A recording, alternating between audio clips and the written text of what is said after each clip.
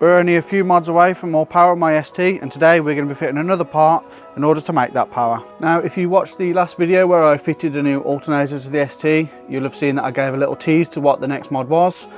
And if you can't tell already by the huge box and the name here, we have got a new front mount intercooler for the ST, and we went with Airtec.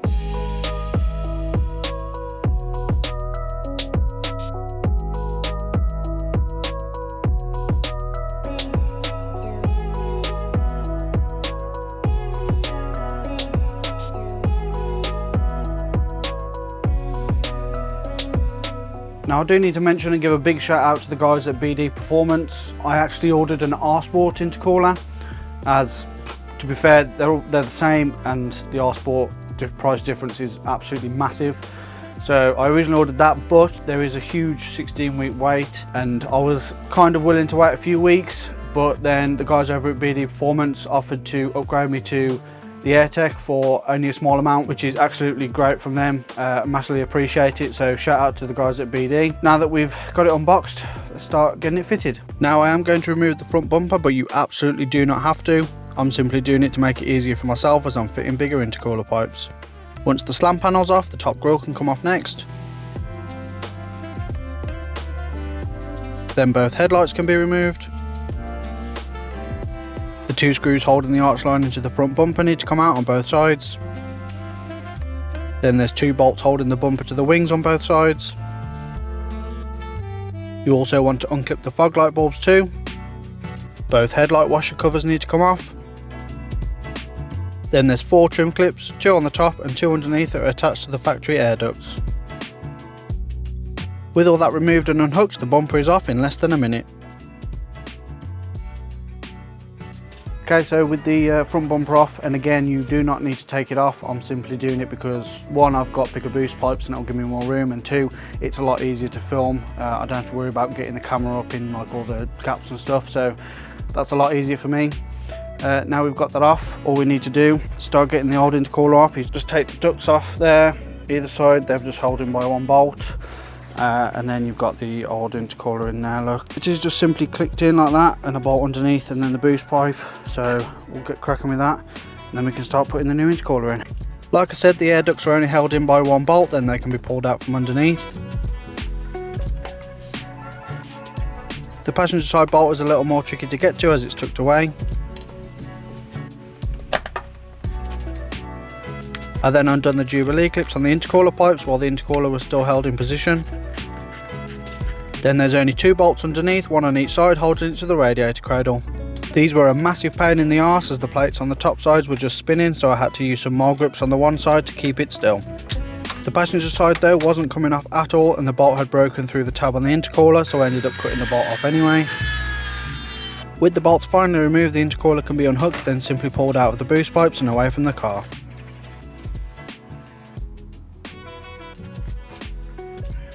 So just before we get it fitted, I thought I'd just show you a quick comparison of the two.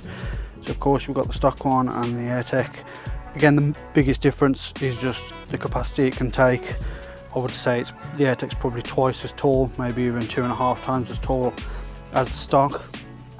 And then again, you've also got the thickness of the new Airtec as well compared to the stock. So it's going to be able to take in a lot more air, going to be able to cool a lot more air, and get the air cooler, which is good for boost. So definitely a good upgrade. Let's get this on and get the car back together. So as I'm fitting bigger boost pipes as well, the stock ones need to come off. Starting with the cold side, it's just one Jubilee clip on the throttle body, then unplug the map sensor at the bottom. With a bit of a wiggle, it'll come out no problem. Now, I'm not sure if this is the same with every Airtec intercooler, but with the stage 3 that I have, the map sensor goes into the back of the intercooler instead of the boost pipe. It simply just pushes in and is secured with one bolt applied with the intercooler. With the map sensor in, the last thing to do is switch over the hot side boost pipe. Again, just one Jubilee clip and it slides off.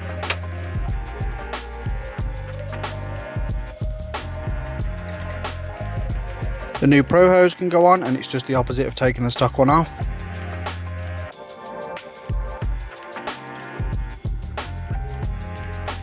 Now the cold side pipe can go on, and my god, this was a horrible job. It took me ages to get the pipe in the right position while destroying my arm. This is the aftermath a few days later. To make it easier, I unscrewed the bolts holding up the radiator cradle so I could move it forward for some more room. This did help loads, and with the help of my hammer handle as well, I finally managed to get the pipe fully onto the throttle body.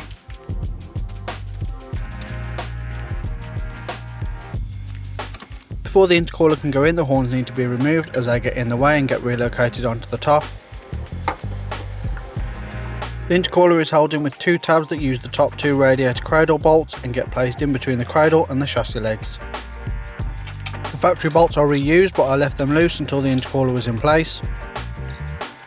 Now everything is ready for the new intercooler to go in, and as I was on my own, I used my jack to push up the cold side and get that end in first, as it was super tricky to get both ends in at the same time.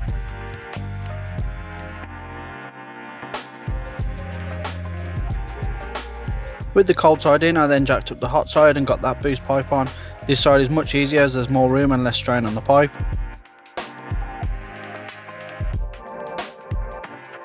Here's a close-up of how the intercooler gets mounted. As you can see, the tab is sandwiched in between the chassis leg and the cradle bracket.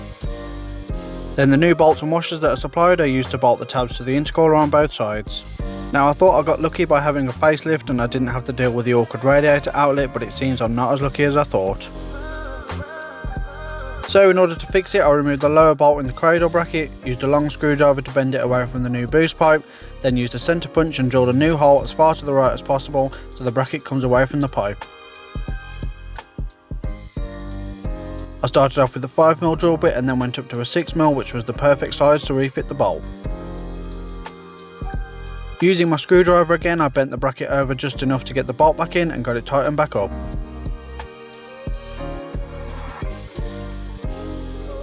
Now the intercooler's in, the horn can be relocated on top of the intercooler using the last bolt that's supplied by Airtec.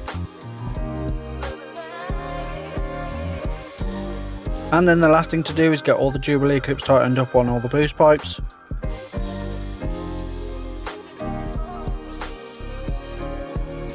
Right then, with everything tightened up, let's give it a start up, double check everything, then we can get the front bumper and headlights and everything back together, wheels back on, and I'll go for a quick drive.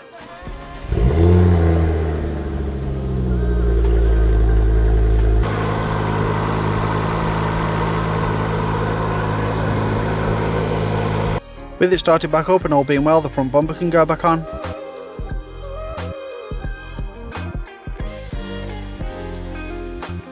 I ended up using some bolts, nuts and washers that I had lying around to connect the bumper to the wings, and this closed up the gaps really well.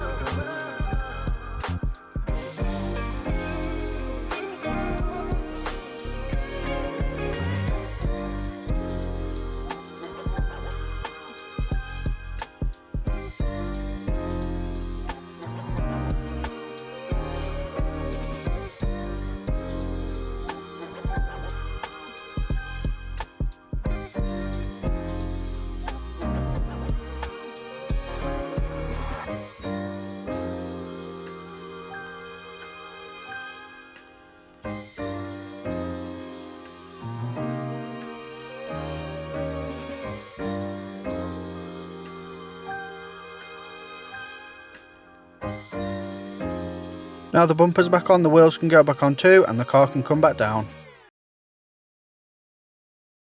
And there we have it then, all back together like nothing happened. For you, not much did happen, but for me that was an absolute ordeal. Trying to get that boost pipe in, my hands are absolutely mashed, all my arms, but it's on, I'm happy with it. I'd say it looks pretty good, but you can't really see much because it's under the front bumper and I went with black just to get that stealth look. I'm going to go for a drive anyway, make sure everything's nice and it's boosted nice.